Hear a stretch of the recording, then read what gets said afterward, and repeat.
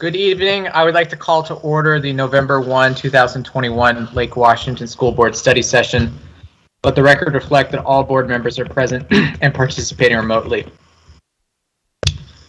Under Proclamation 20-28.15, the Open Public Meetings Act and the Public Records Act, in-person meetings are permitted provided that the organization can follow the guidelines for business meetings found in the miscellaneous venues guidance.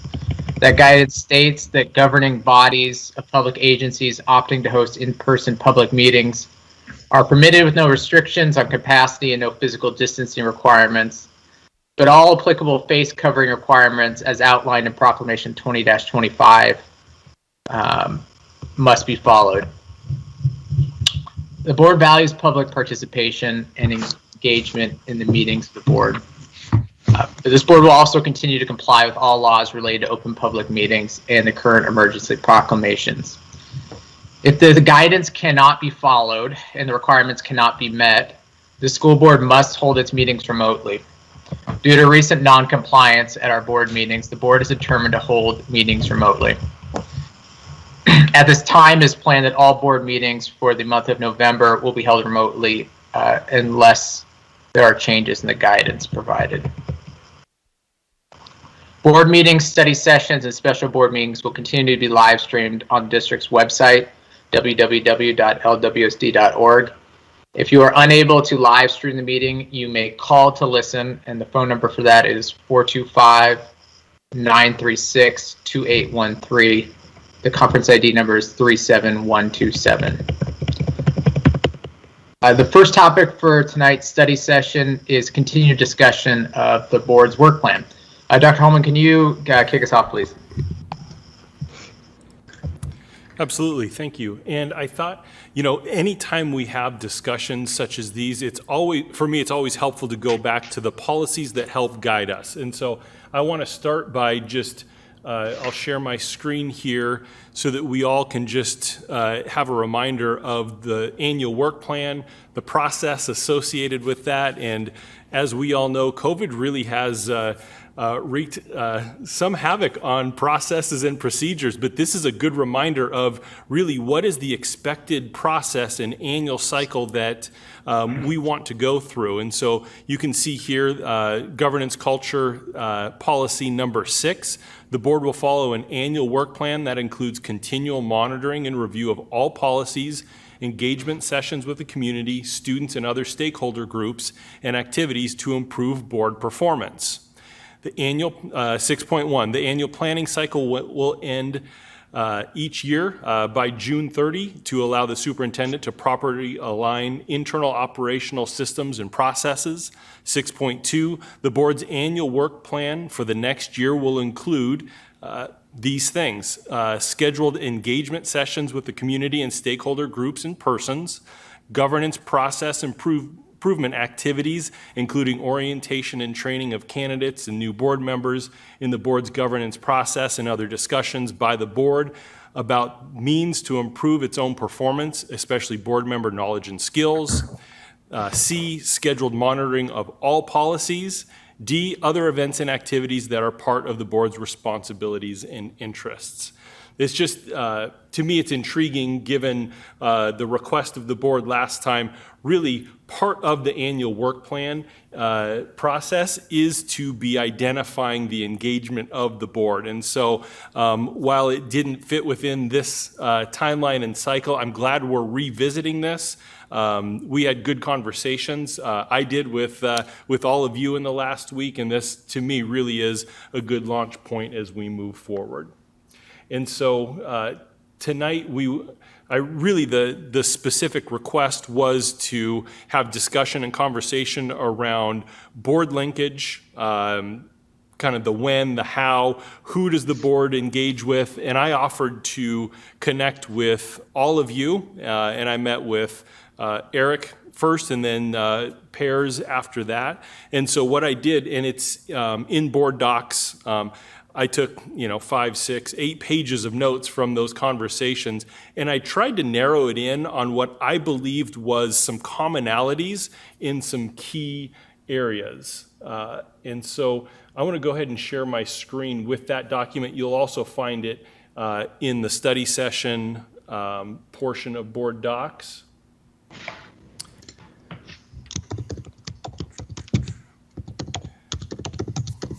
All right, this is a little bit better size. I can actually see it on my screen. And so you can see here, when I met with each of you, we kind of talked about definition. None of this is set in stone. This was just as I heard the board discussing. Ultimately, we all have a relatively similar definition of what a linkage session is. It really is about board members meeting with stakeholder groups to hear feedback, to hear about their experiences, and for consultation to help inform the board regarding your work.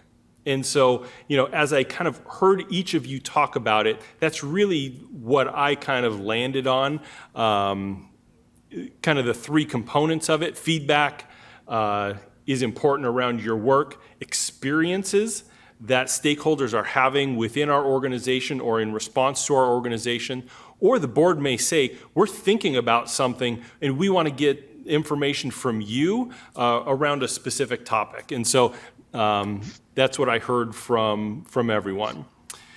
In terms of kind of participation, like when does the board actually participate in linkage sessions, and how is that constituted?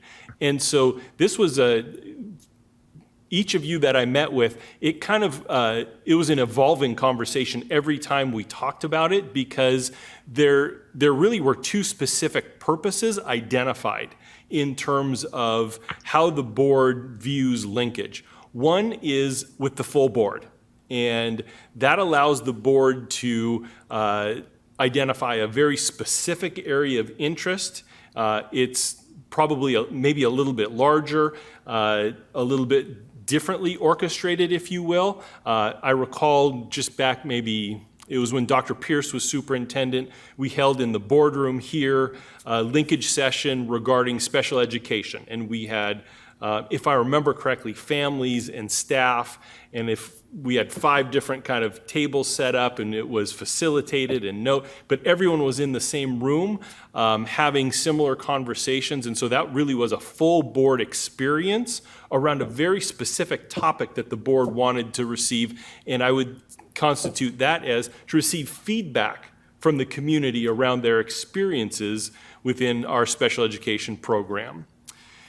And then really within this last year, we really deviated from what the board had done previously in terms of formalized linkage sessions. And as you know, as the board did that, the initial work around OE14, it really was 2x2 board members. And so, but all of you found that to be very beneficial, and part of what you hoped would be part of the plan and schedule moving forward. And so, two board members really was engagement with stakeholder groups on an ongoing basis.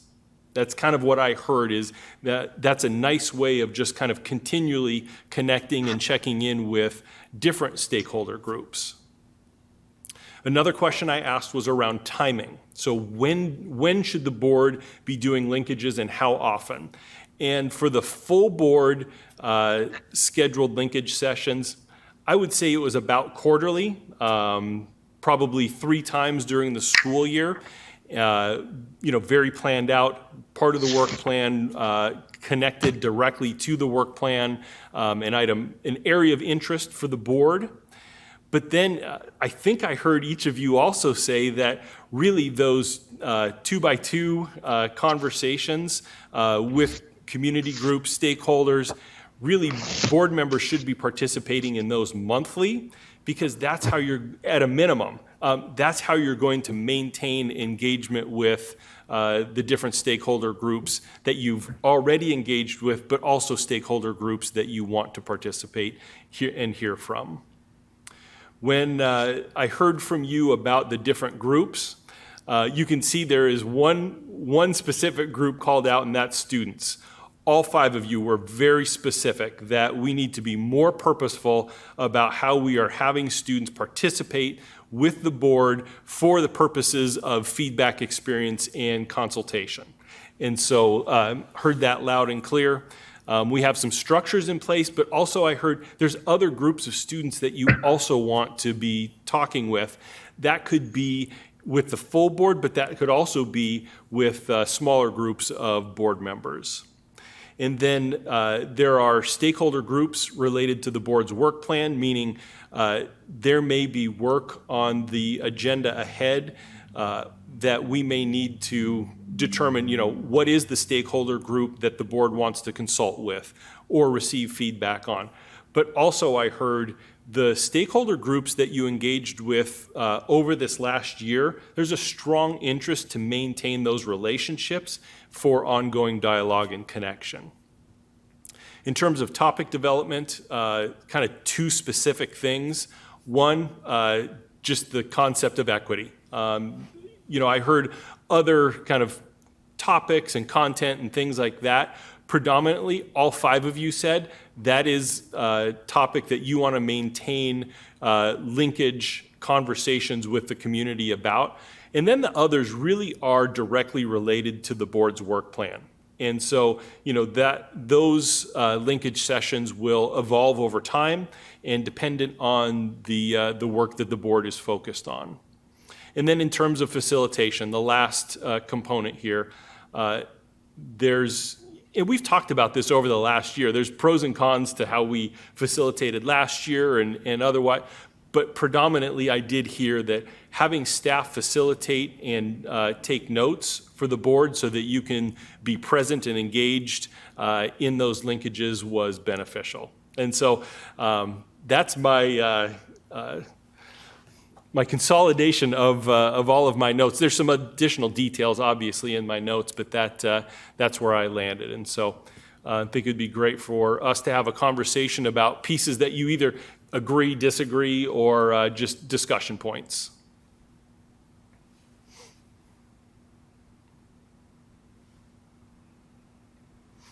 Sorry, I couldn't get off mute. Cassandra, your hand went up first. Yeah, I just wanted to point out that all of us have connections with community that we should continue. And, we have the ability as a board member to, of course, do more than what the plan says. So I just wanted to throw that out there as some encouragement. Yeah, and Cassandra, I believe it was when you, Siri, and I met, we actually had that specific conversation, and I want to bring that to this space as well. Linkage is a very specific, kind of defined term. When I think about board communication and interaction with the community, if that were the umbrella, there would be many more layers to this. You think of all the different ways the board hears from the community, talks with the community, understands experience of the community. It's much broader than just this definition of linkage. So thank you. Great point. Mark? Yes, I was wondering, one of the points we had earlier during the discussion was the public's concern that we were having too much staff involvement. And we brought up the idea of perhaps having a stenographer, a court reporter type person come in. And it occurred to me after we'd had our meeting that we might even want to consider a third-party facilitator. That might even make folks even more forthcoming with their comments. I don't know. It's just a thought. I'm not. Lord knows we don't want to kill budgets by doing this, but we also want to make sure that we get a good, honest feedback from the community as well. Absolutely. Just a thought. Yep. And Mark, just in response to that, I wonder if that is also topic specific. Could be. It might even be group specific. I don't know, and it depends on the issue. There are especially, I think there are more marginalized groups feel that need more, especially if they have something specific they want to discuss. That's my feeling anyway, or it's my impression from them anyway. And a few of them have spoken up, to be quite frank, and said I didn't want to say anything because so-and-so is there and so-and-so is there. Yeah. And they're taking notes. So, I don't discount that, to be quite frank. I understand, because it's the old fear of being called to the principal's office. Yeah.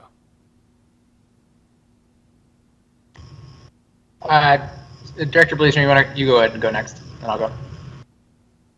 Okay, then I'll go then. So one comment I have, and I talked to John, that's sort of recognized in here is, and I just want to put this out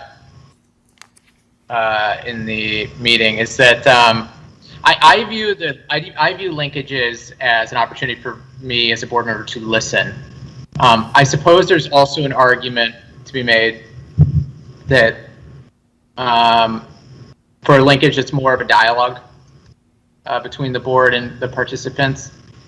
For me, I think the most value for the linkage is if it is just more of a listening session. And so, in John's definition, he has the word "hear" as the verb, which I think reflects more of a listening rather than a dialogue. But I guess, John, I didn't hear from your synopsis of talking to everyone whether. Well, I guess I'll just put it out to the board. I'll do it that way. If anyone disagrees with that, I'd be curious to hear everyone's thoughts on it. And then Director Bleasner.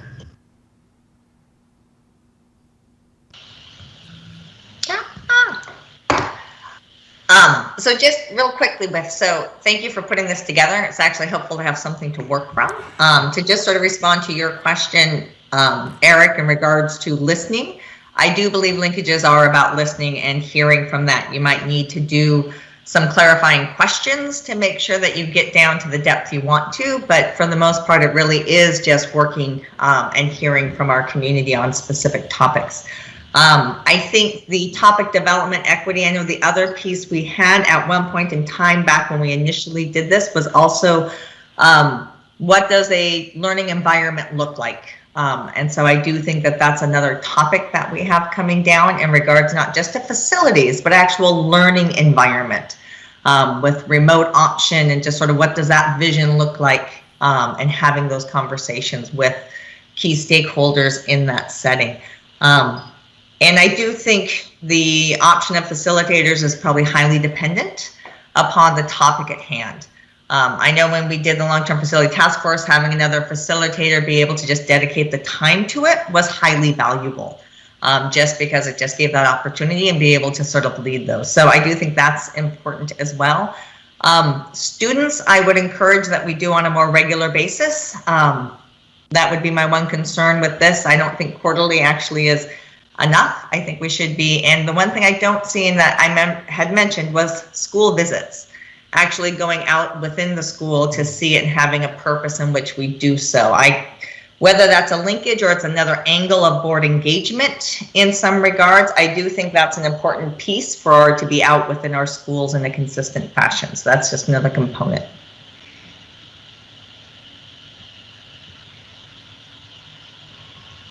Director Stewart, you go ahead and go next. Yes, I agree that having contact with the students more is better. And the point that Director Bleasner brings up about the facilitation for the long-term task force. One of the concerns I know that when we were having our discussion, Chris and John and I, was the fact that the more linkages we have, the more staff prep time and becomes a full-time job. And I'm thinking that, pardon me, that the having a facilitator might make that a less of a burden to have it more often, to be quite frank. You see what I'm saying? If we have them more often, you won't have to have staff dedicated just to try and organize.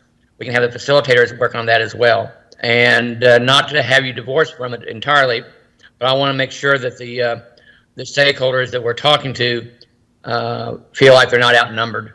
There was times that there was not only staff that was facilitating, but also there was often staff who were members of the stakeholders. teachers and such. And I think, to be quite frank, we want to have teachers in a group. I'd love to have facilitation or have linkages with them. But to mix the two, it kind of makes the parents feel kind of shoved to the side. At least that was the comments that I got from them.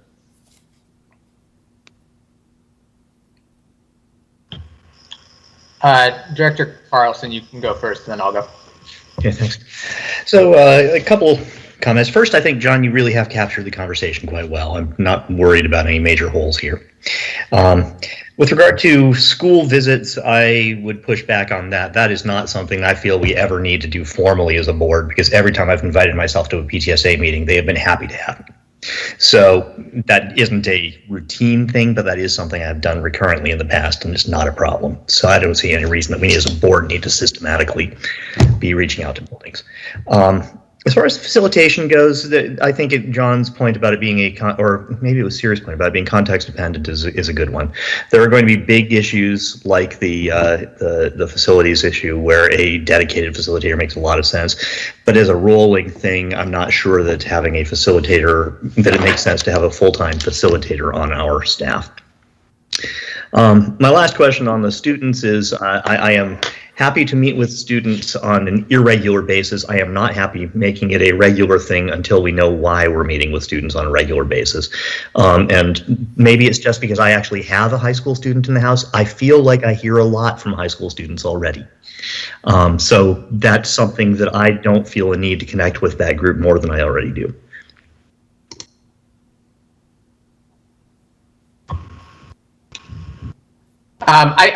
I had not. My comment is around following Director Bleasner's, and I want to echo her interest in looking at what I believe to be OE10, the student learning environment, as part of the topic. You know, that it had not occurred to me until she said that. I think that's something that's up for monitoring tonight. I think there's going to be some conversation and comment around that. And when I think about the benefit of linkages, for me, it's when they're tied directly to work of the board that is occurring concurrently. And so when I think about the topics I want to dive into, I want to keep going on, keep our commitment that we said we would do on our equity work and complete that. I also would like us to focus on this. I think focusing on the student learning environment is an interesting idea as well. I lost track of hands. I don't know who's next, whether it's Director Sage or Director Bleasner. I apologize. So one of you just want to jump in. I'm jumping in. I just wanted to really express the value that I find in school visits. I was able to do several last year. Teachers invited me to their online classrooms, and then some invited me to in person when they returned.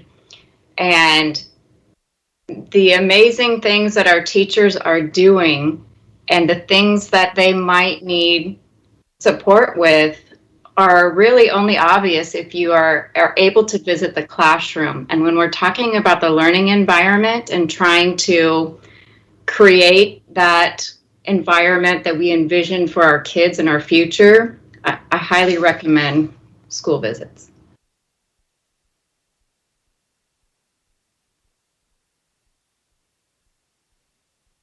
Director Is it my Bleasner. turn? Yeah, Director Bleasner and Director Stewart. So I was just going to continue with the reason as to why the board does school visits, and this is not having a child now in the school district for 5 years, and also recognizing that the elementary experience is very different than the high school experience, recognizing that we have 7 different high school programs, as well as multiple different middle school programs in our elementary schools.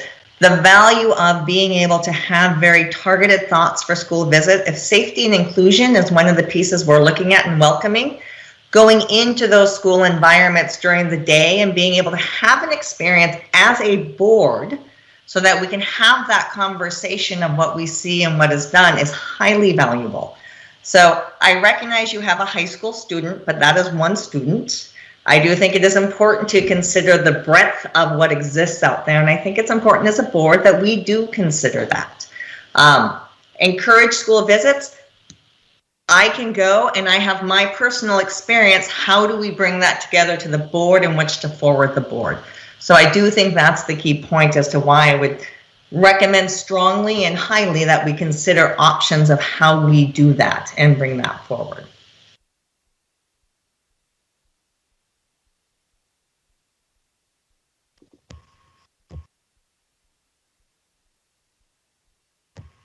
Director Stewart, then Director Carlson.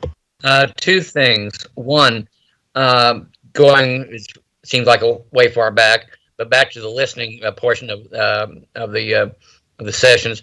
I agree, it should be listening. I also think that you almost have to go with the flow of the meeting. And if you're finding that the parents or the students are wanting to engage, then you have to kind of roll with the flow. I think it's imperative that people don't think you're just sitting there like a bump if indeed they're asking you questions directly or they need clarification, but the way in which they ask it, it almost becomes conversational. Two, the school visits, I agree that we need to have school visits. My only concern is, and maybe this goes back to how Director Bleasner was saying how it's structured. I don't want it to seem like that all of a sudden either one is a snap inspection or two, it's time for a dog and pony show. I mean, we want to see how things are going. We want to see how things are going on a basis that doesn't give us a false picture. Not that people would intentionally do it, but it's always like when you have the in-laws come to visit, you always make sure the house is clean. And it's I just want to make sure that we aren't basically be more of a distraction for the school operation than we are being an accommodation for it.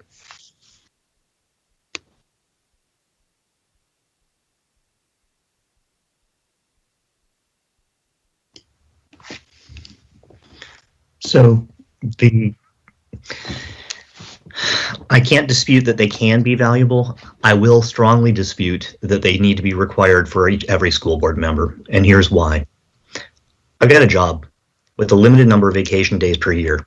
I already spend one of those vacation days on our annual retreat as a board. I'm personally not that excited about spending more vacation days to visit schools during days when I'm supposed to be at work. And that's very honest and true. I mean, I'm sorry.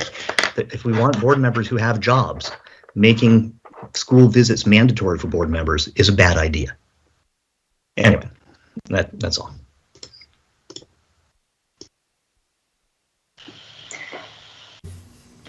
In the sense of mandatory is always a place, there's always opportunity in which to be able to adapt things into what we do.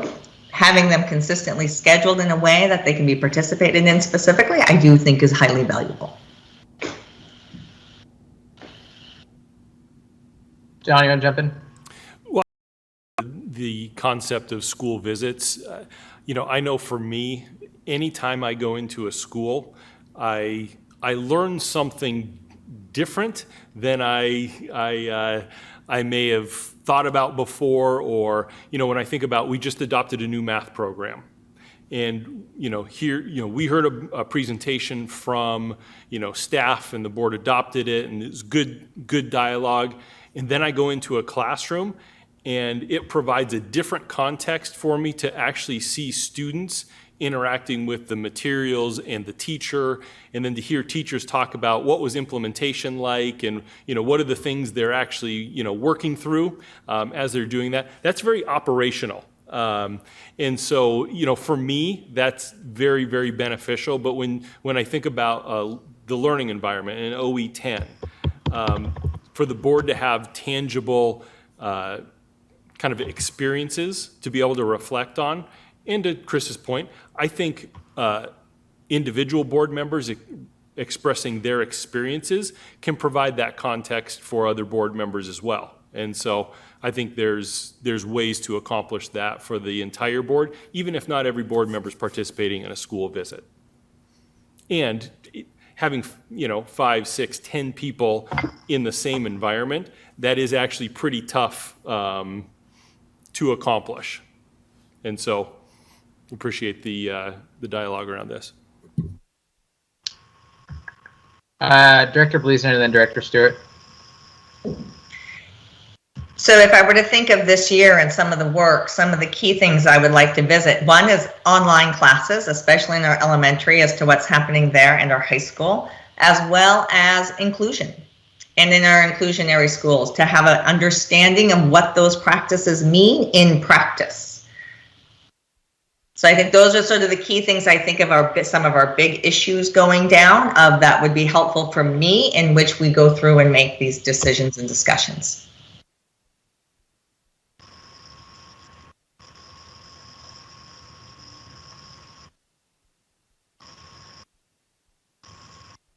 Mark, you're up. Okay, just want to make sure. Didn't want to step on anybody's toes. I got big feet. Anyway, my thought is, Chris, I don't see it as mandatory.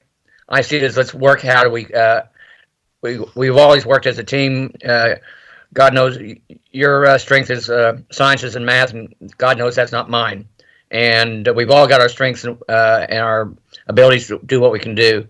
If reaching out with visiting the schools ends up being PTSA for you, all fine. I think to John's point, having a group of 5 or 6 people walk in, to me, that's very disruptive. If 1 or 2 of us walk in, that's less disruptive. I don't want to, as much as I want to see the school, especially the inclusion part, I don't want to be a disruption that makes the visit less meaningful. If we disrupt, then we're not going to see a true inclusionary classroom. We're not going to see a true representation of what's going on. And the more we can fade into the background, although I find it hard to believe that they'll consider it fading into the background if it's the superintendent and a board member.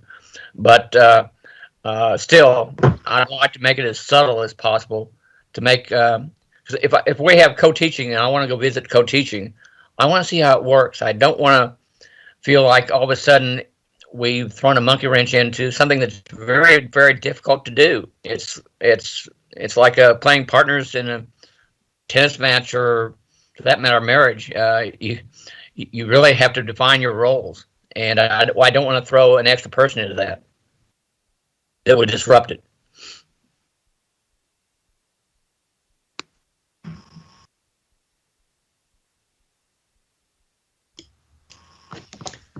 So, listening to that part of the conversation, operationally, there's a couple dimensions we need to balance. The first is, at what level is this operational, and at what level are we, frankly, at what level are we willing to trust John's judgment in telling us how things are going, rather than having to see it with our own eyes? Trust but verify, I suppose. That's one thing that's a little bit of a concern to me, but it's something where I feel like it could definitely be a balance that's struck for each board member. I don't think this is something where in any way, shape, or form it's going to work well with the entire board to visit a classroom. I'm sorry, it's Heisenberg's uncertainty principle is applied to teaching. By observing it, we will disrupt it. And so it's something that I do think I'm not saying it's not valuable either. That's my point, actually. There are times and places where this is really valuable, and to have someone who has the time, the energy, and the desire to go in and report out on, hey, here's what I saw in something. I'm enthusiastic about that. But to say that this is a board role is something that I'm going to keep pushing back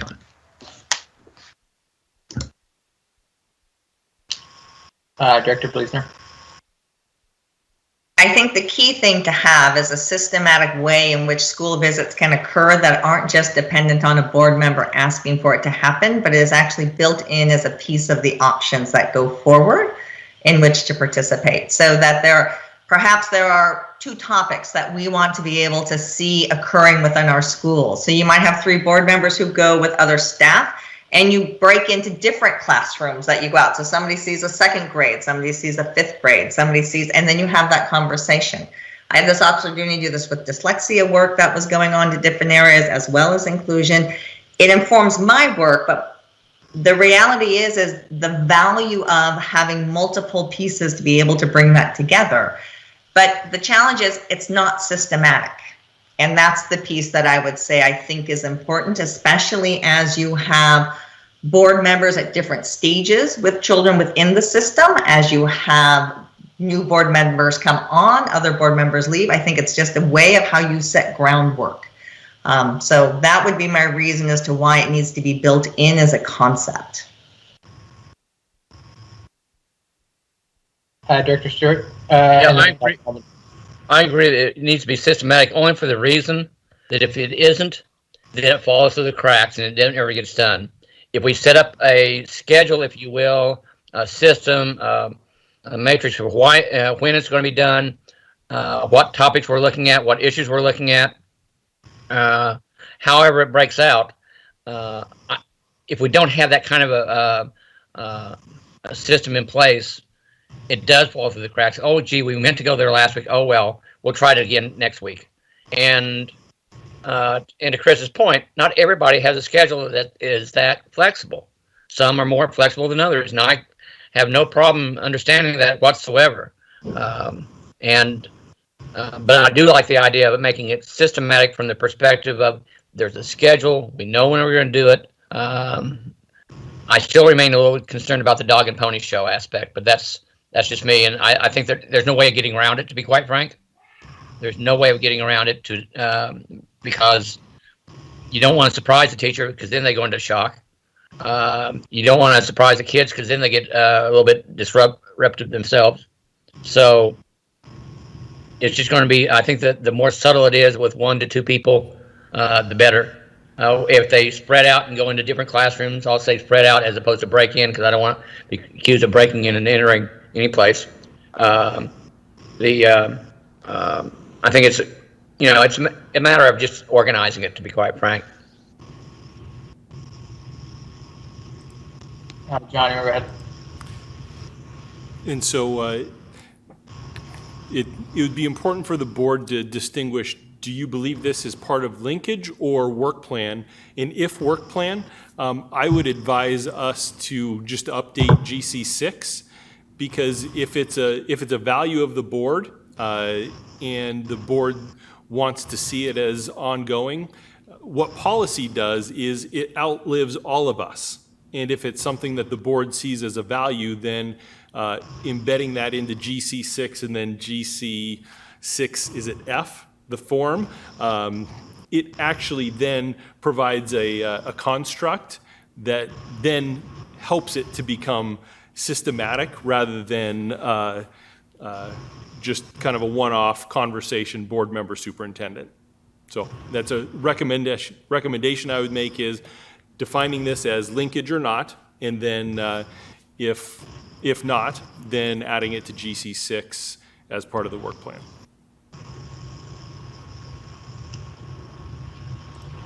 I'll go. I don't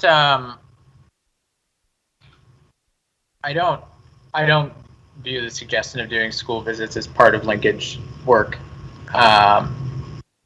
And I could see the value in it.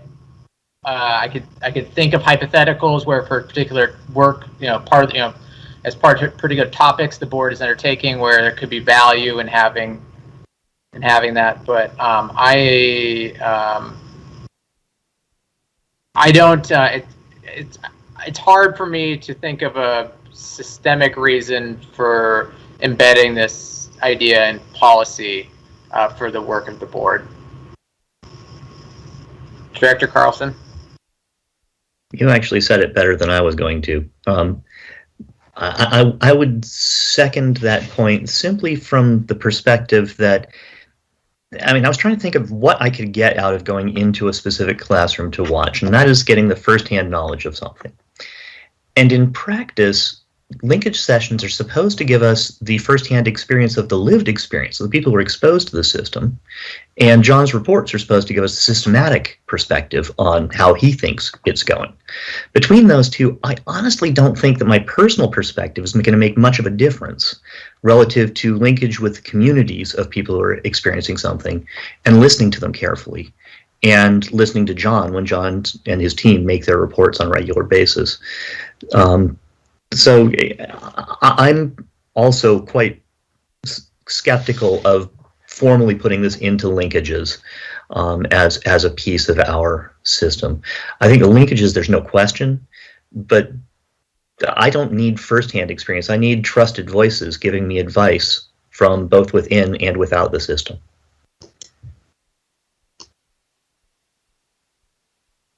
Director Stewart and then Director Sage. Just real quick, it just occurred to me as Chris was speaking, one of the linkages we should have is linkages with the teachers who are doing the co-teaching to get their experiences, because that might be very valuable. And I think also having a linkage with students who are involved in those co-teaching environments to see how they feel about it. I think that would be very helpful as well. So I just want to put that out there to put on the on your growing list, John. Director Sage? I've already mentioned how highly valuable I find it. So I just want to make sure that it is something that board members, whether or not we decide the entire board, needs to do.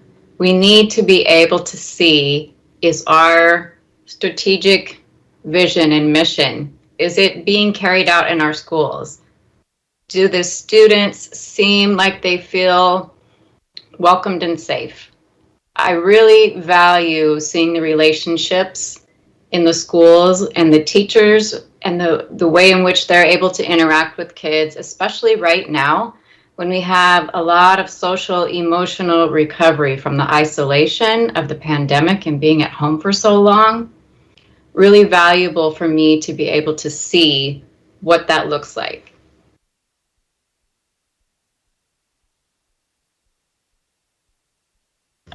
Director Bleasner?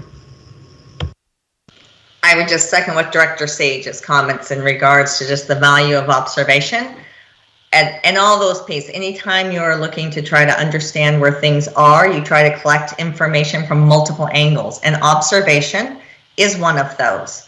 And having done a lot of work and research in those areas that utilizes a multi-pronged approach, this is sort of that whole piece. I do think thinking about specifically what topics you're looking at and why you're going to a school visit, and it's not just to go there for you to just show something, it's to go with specific things in mind, which is what I say, inclusionary practices. We speak about those, but what does that mean in a classroom? How do you know it's happening? How do you see it? Just sort of get an understanding so that I as a board member can speak better to that when we're speaking about it.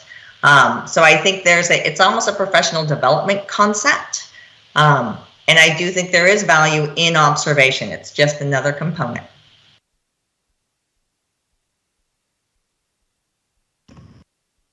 Director Stewart? We've often said that, we can enact things at the policy level, and then you get to the administrative level, and then you get to where the rubber meets the road level. And it helps, I know it helped me tremendously to be in the classroom, as disruptive as it was to my to my schedule, but to have my wife and I in the classroom daily and walking the halls daily, I found very informative, and it's helped to form really the perspective that I brought to the board. And does it skew me one way or the other? Yeah, it does, because I couldn't put on a dog and pony show 5 days a week. It was basically. After a while, the smiles had to go away, and it was real time. So I see the value in it. I want to see how our policies are being enacted in the classroom, because once you go through all those filters from superintendent to associate superintendent to blah blah blah blah blah blah down to classroom, I want to see how it flexed or how it needs to be flexed. Perhaps what we thought was a really great idea stinks, or needs to be manipulated a little bit, adjusted. That's the word I wanted. Yes, adjusted to make sure it's doing the intent we intended to make better. Because God forbid would do something that actually made it worse, and not really realize it, and have the teachers going, "Oh God, here comes another one of those ideas from that board that they have no concept of what's going on in my classroom."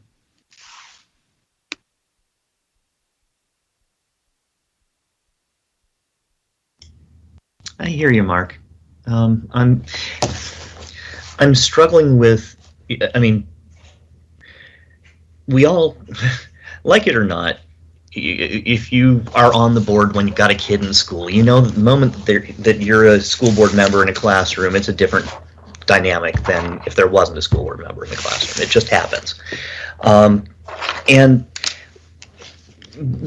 pairing that with another piece of our earlier discussion around the overall linkage, I mean, it will take significant energy, as in dedicated FTE, to arrange the linkage sessions that we're talking about, both the full board linkage sessions, perhaps on a quarterly basis, and the 2x2 linkage sessions. Those don't happen effectively without lots of homework beforehand. And so there's a lot of energy that's going to be put in there. And we're already asking for a whole bunch of FTE. And in terms of the FTE requirements to then officially coordinate board member visits, as opposed to unofficially coordinate board member visits, I would be interested to know from John what that might involve. I mean, to me, there's a cost benefit that this isn't rising to the level that I'm excited about expending formal resources on it. John? Chris, to that point, before John jumps in, that's why I was thinking about the facilitator for the linkages in particular, because it does require a lot of homework. It does require a lot of footwork. Yeah. And I wasn't thinking of staff. I was thinking of, as Siri was mentioning, the contractor we had come in for the facilities task force, and that's kind of the way I envisioned someone facilitating. So we aren't robbing Peter to pay Paul of staff time, because God knows everybody's got enough on their plate with their own jobs. Oh, here comes another brainy idea from the board. I don't want that to happen. So that's why I think a facilitator from the outside who is familiar with this, perhaps it's even a retired teacher. I don't know. Just thought. Well, so Dr. Holman, if let's just say a board member is going to come visit a school, how much of a drain on staff resources is that for a one-off visit? You know, to the point of it would be based on a specific topic. You know, when I think about going in, let's just take inclusion. If we were going to go visit one of our inclusion pilot schools, we would want to, have the appropriate central leadership staff to at least provide context for, the relationship with the TIES Center and, that whole piece that's occurring. We'd probably want to hear from the principal around the work they're doing as a staff, because going into one classroom is just one part of the overall puzzle, but understanding, what's the work that the entire school has had to do to allow the success of students in an inclusionary model. And then it's going into the classroom, potentially hearing from the teacher ahead of time. There's contractual things that, we have to work through that are part of the teacher's contract, which are fine, but allows them to be able to meet with folks ahead of time and afterwards. But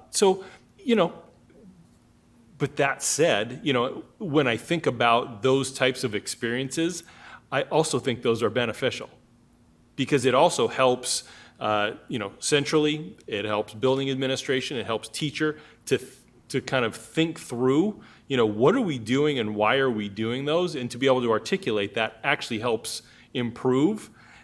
So while yes, there's a dedication of time and energy, there's also benefit there as well. John, quick question. I'm sorry, Cassandra, but quick question. If we were to have the visit follow a linkage with that team, if you will, from the school, so we kind of, so we get the download there, and that basically then the visit to the school, it comes a little more natural. The teachers already knows what he or she has presented as how they teach, what their environment is, so forth. The principal already talks about his or her program, and then we have a good picture, so no one has to explain it once we're in the classroom or once we're in the hallway. And I think it can be a two-step process. Yeah, absolutely. And I've had site visits that are that exact same model. People don't want to let me in the classrooms without giving me information either. So no, but when we were participating with the Western States Benchmarking Consortium, and we would go do school visits, that's the exact model that we would follow. We would meet, and And those were, much deeper dives into kind of all the details of implementation and whatnot. And so we would spend a few hours with a team ahead of time before we went into a school. And so there's a number of ways to conduct school visits. There's also, board member could do some reading ahead of time prior to going in, so it reduces the amount of staff contact ahead of time. So there's different models that we can implement. For me, the idea of, knowing with this cycle, kind of that June 30th timeline, so that it's part of the annual work plan, whether it's a true linkage or not, helps us to actually do year-long planning, which is much easier than kind of moment by moment, or, in the next couple of weeks trying to schedule a linkage.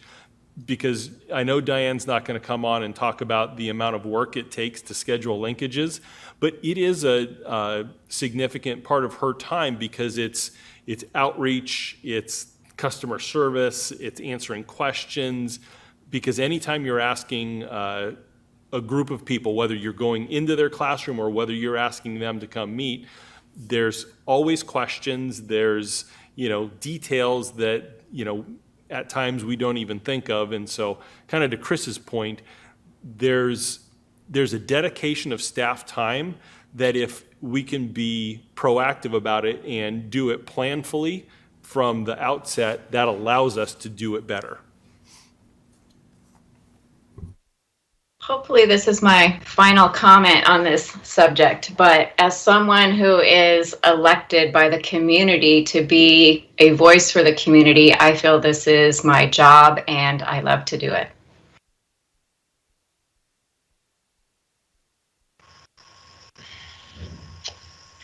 So it seems like a potential is to request what, John, you had mentioned there were multiple options of how this could occur. So in the sense of the linkage piece put forward, how could this also fit and be the most useful and effective, I guess? And that's not for tonight. I could see that be something that comes from the discussion. And I just want to make sure I understand your question. How could a school visit be connected with a linkage? Is that kind of what you're... Or how it could further, when we are looking at our topics that we're trying to delve more into, how would a site visit help to inform that work as well? Thank you. Director Carlson. Along those lines, I think there's great value in piloting, which I think is what Director Bleasner was just talking about, finding a linkage where this could be arguably valuable, and then taking a look at what are the different ways you could do that with us. I mean, the benchmarking consortium, I mean, yeah, that's a site visit, and trust me, a site visit, no, everybody's on the best behavior. But it's still, and, anyway, so it's definitely something where there will be differences from whatever is day to day, but nonetheless, it could provide value. I don't want to write that off, but it's something where I think that the steps from here are, first, to find a place where it might work. Second, for John to bring us a couple of, here are ways we could do a site visit, and then for us to say, hey, we want to do a site visit, and we would like to do it that way. So does that seem reasonable?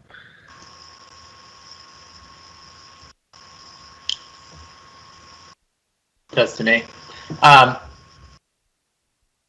So I guess, John, go ahead, and then I'll say something. I was going to propose a next step. Do you want to go Yeah, ahead? that sounds good. No, go ahead and do that. Okay. My proposal would be, given that I think I heard the board generally agree with kind of this set of operational definitions for linkage as kind of an ongoing planning process in terms of meeting with the full board and smaller groups. I also heard that connecting site visits in some meaningful way to the board's work plan is also in interest of some of the board, and that the board would like to bring back models for how that could be accomplished to help inform the work of the board. I think that's right. Great. I think that's right. Thanks. And I guess the other thing I just want to capture too is we talked about specific topics. But you captured that as well when we met with you, and then we talked about it again tonight.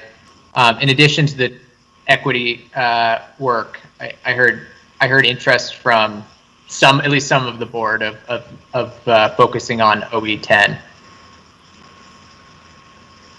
which is the student learning environment. Yep. Okay, so we will we'll look at future study sessions to bring this back, and quickly, because we're in the middle of the board's annual work plan right now. So want to make sure we get this squared away so that we can get things scheduled out and on the calendar. Okay. John, did you have anything else around the work plan to bring to us tonight? The only other piece is the board's interest in continuing their professional development in regards to equity. And so the request is to have an outside facilitator to continue doing professional learning for the board. And so that's a piece that I'm also looking into to be able to bring back a proposal for the board. Okay, great. And so I take it that that's something, well, when you met individually with the board, that's something that there was interest expressed from. So there was interest last year to continue professional learning in regards to equity. To say it was consistent through all of our conversations, I don't believe that would be accurate this last week, but I believe I've consistently heard that the board wants to continue their professional learning in regards to equity with an outside facilitator.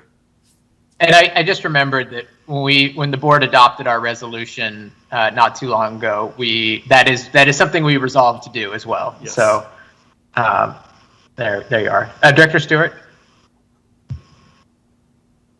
you're on mute. It has to happen once a meeting, doesn't it?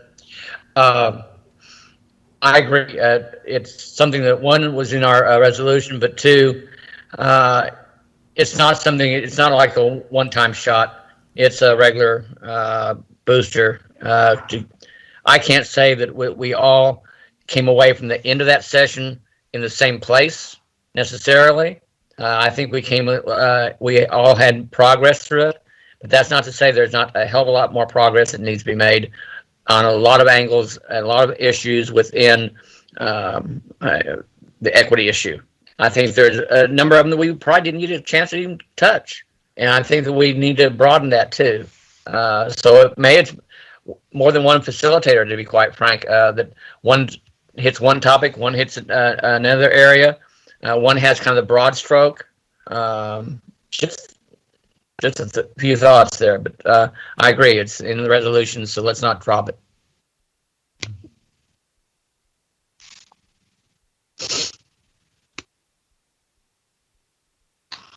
Okay. Anything else on the work plan from anyone tonight?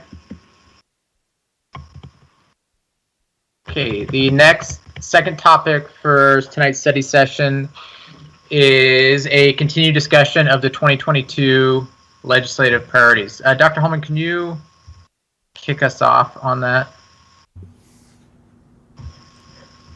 Absolutely. So as the board knows, on an annual basis, we do work to adopt Lake Washington School District legislative platform. And so the board conducted some surveying with Director Sage. She compiled that information. At our last study session, we didn't have enough time to complete that conversation, and so tonight is a revisit of that discussion so that we can finalize the legislative platform and get that formalized, and then the board will subsequently take action at a future board meeting to adopt that. Director Sage. And I would like to say that General Assembly was held Friday and Saturday, in which the surveys that each of you filled out informed me as to how I could best cast votes on behalf of our district. Siri was just a phone call away, which was helpful. She was following along.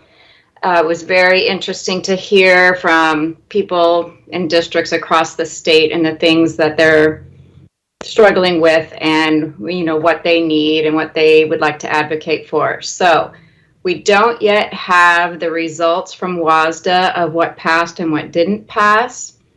So as soon as that comes out, it was supposed to be out today, but I haven't seen it. As soon as that comes out, then I'm able to sort of bring together what those positions are and how you would like me to cast our vote for our top 15 or 20, I believe is what they want. Also, we need to think really locally on what our priorities are. And just from looking at some of each of your initial answers, I think we're getting close to consensus on what our top 10 might be. So as soon as I have from WASDA the list of what's going forward, and I can use that and use the answers you've given me previously, I will send them out to everybody.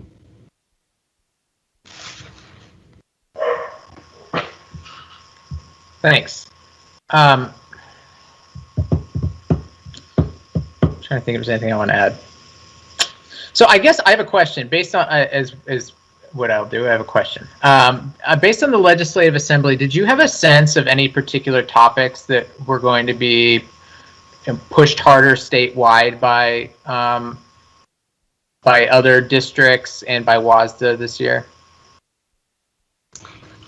A lot of it came down to funding and what ESSER funds, really could be used for, and what percentage of the actual cost they really were. And then with the difficulty in hiring staff, nationwide right now for just about any occupation, how to increase the number of people that you might bring into your pool as applicants. Special education, high on that list, trying to help our students not just recover academically, but also socio-emotionally. Anything else, Director Bleasner, that stood out to you? No, I think that they're calling it budget stability versus hold harmless, but same concept around that of how to address the fact of enrollment declines and the impact transportation. And each district has experienced this differently, right? Due to the ESSER dollars received or to the impact upon and then McCleary sort of set up some of what, then we got hit by a pandemic. So you have a combination of different things that are impacting through. And then those additional costs that all the districts are trying to deal with. So I think there is a sense of funding challenge is sort of what I would say was a big component that came across. And that it's going to be, whereas you need a comprehensive fix to truly be equitable across your state, you are more likely to get small fixes where you can get bigger agreement. Okay. So in terms of us developing our district platform, I think we call it, or priorities. Director Stage, how close? Do you have a sense of I feel like through the discussion, my perception is that we're all pretty well aligned on how that looks.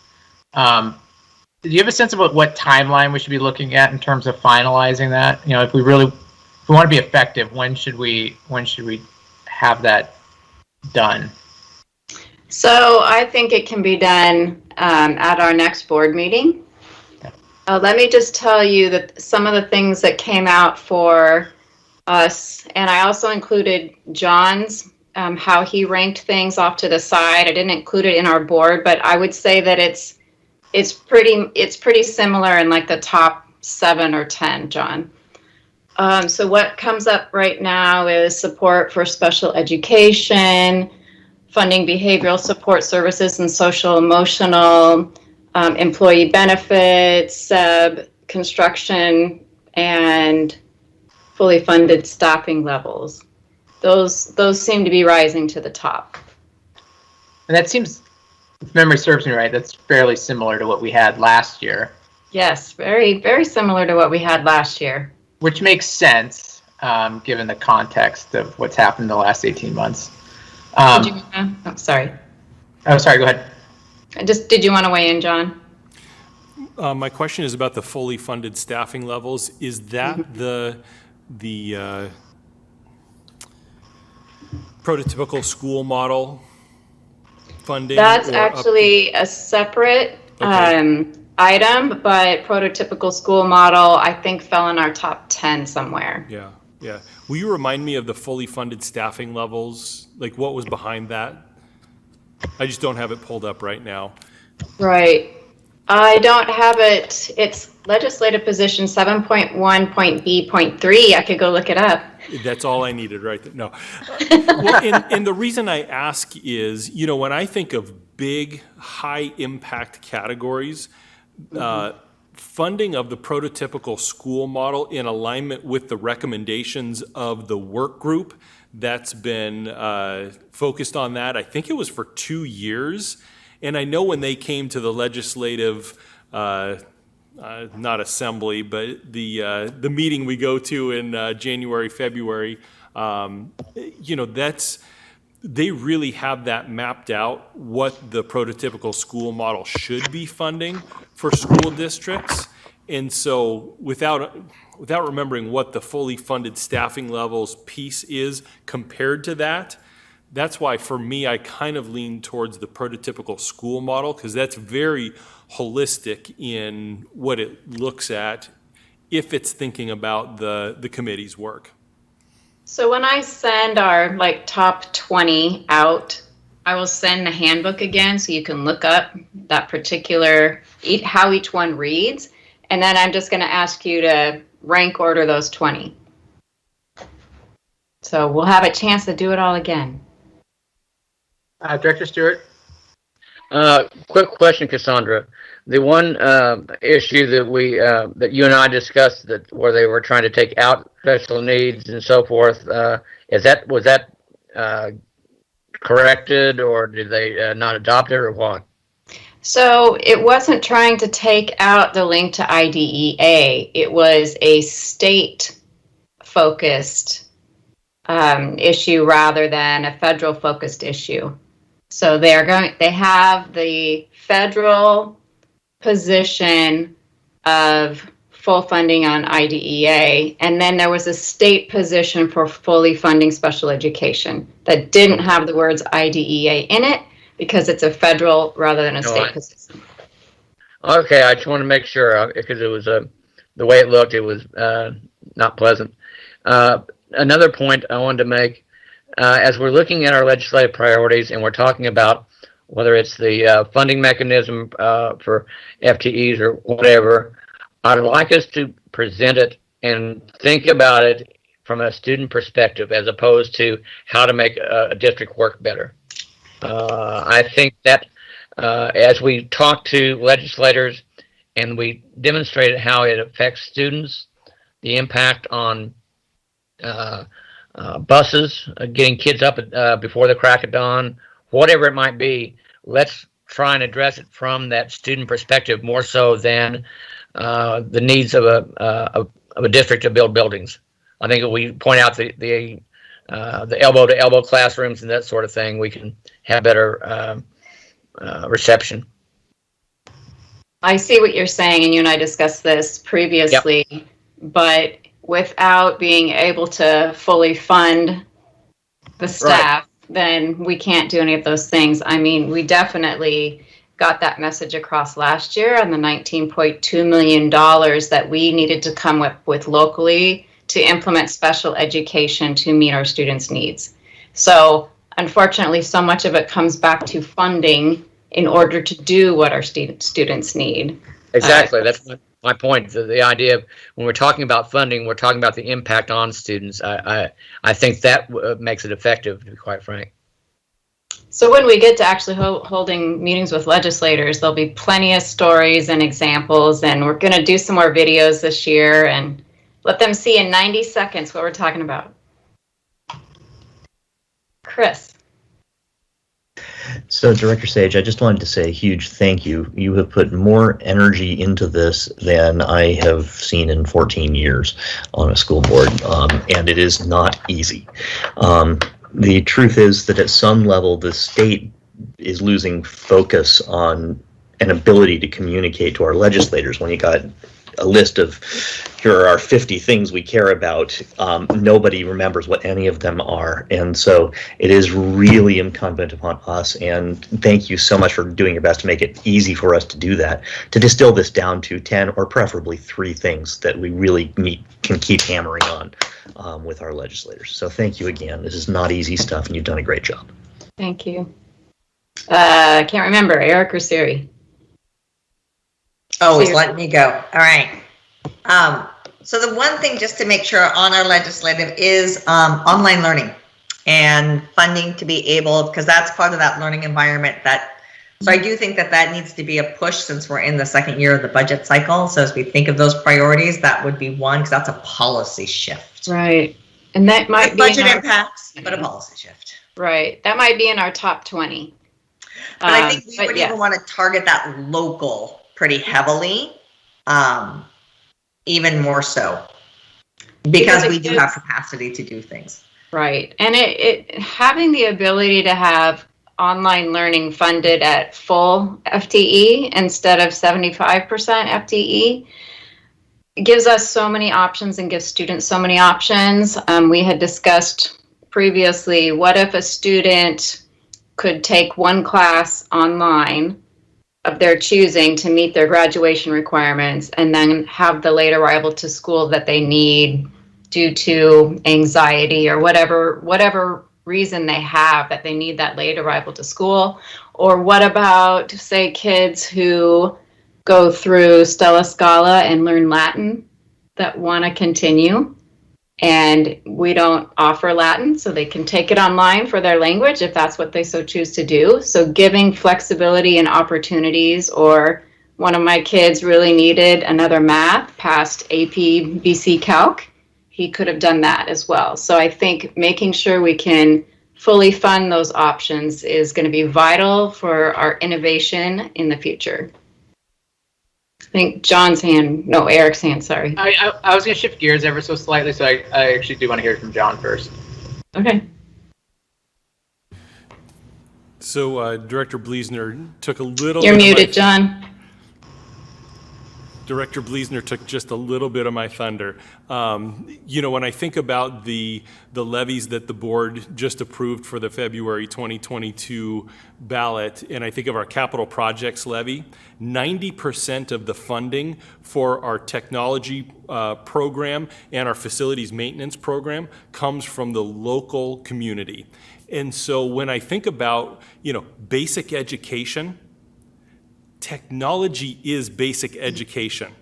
And for that not to have a consistent level of funding from the state, and for that to be reliant on local communities, I just don't think that can play in the 21st century if we're truly saying we want all children in Washington state to be 21st century literate. And so to me, it's our LEDGE platform, but it's also, as we're talking about our levies, our local levies, we are so fortunate to have the community we do that has supported our capital projects levies for so many years. And it's time for the state to recognize that no longer can technology be considered not part of basic education. And I will say that this is that story, right? This is that. And if we can tell our story well, I think we can advocate for the state actually and helping for all students to have access. So I think that's great. And many districts ended up with paper packets. Many districts could not get computers, not just the funding, but by the time they tried to order them, there were none available. And the kids ended up with paper packets last year. To Sherry's point, and to John's, really, this, if we're not careful, we're going to go down the road to a McCleary 2, because what we're not doing is, while they shifted funds, they still didn't provide the funding for technology that we have and can enjoy in the smaller counties. And perhaps if we team up with some of those smaller districts and show how inequitable that is, that could really make the point. And to your point about the paper packets, really makes the point. Yeah, I've been meeting with districts from across the state once a month for the last 2 years on just this thing. So we know all the stories and what everyone is struggling with. Eric. Just another plug for having simple majority on our platform again for this coming year. It remains ridiculous to me that one funding mechanism for building new schools is simple majority and the other is 60%. And that is a big time local concern for us here. And so I think we got to keep talking about it every year. You'll be seeing it again when you rank order the next round. We just need to make sure that it doesn't look like boilerplate, to be quite frank. I think after a while it starts to look that way. So we need to think of a way to present in a way that actually makes the legislator listen as opposed to, oh, that again. That's why I changed up the one pager, even though it was all electronic one pager. And then we created the videos last year because we figured they're really busy people. If they have 90 seconds or 120 seconds, they might actually remember the images and the words. Yep. Agreed. All right. Thank you. I think John's hand's up again. Please. It is up again, and I got the mute button that time. When I think about the top three things that Director Sage listed off, special education, behavioral health, and social emotional learning, and employee benefits, again, when you think about special education as a required program of services for students that qualify, our local community continues to fund upwards of 20+% of our special education program out of our educational programs and operations levy. The board has directed funding over the last 5-6 years towards enhancing our behavioral health and social emotional learning program. We couldn't have done that without our educational programs and operations levy. And, so I think about, students coming back this year and the great benefit for that. Having it on our LEDGE platform, I think, is critical. And then when you think about employee benefits, with the adoption of, or the passing of McCleary, which also came with it a statewide benefits program called the School Employee Benefits Board, SEB is what most people refer to it as. The local cost of that has increased substantially. We haven't had a typical year yet, so we don't know exactly what those costs are going to be, but we're estimating those to be about $5 million a year, which we have to fund through our local dollars. So all of things that have, again, direct links back to our the levies that the board just adopted on October 18th. And what we're able to provide for students. Thank you for that comparison. Any other questions? Okay. Make sure you look at your email the next week. Good work, Cassandra. Thanks for all you've done. Yeah, absolutely. Thank you. Okay, that is the end of our agenda for the study session tonight.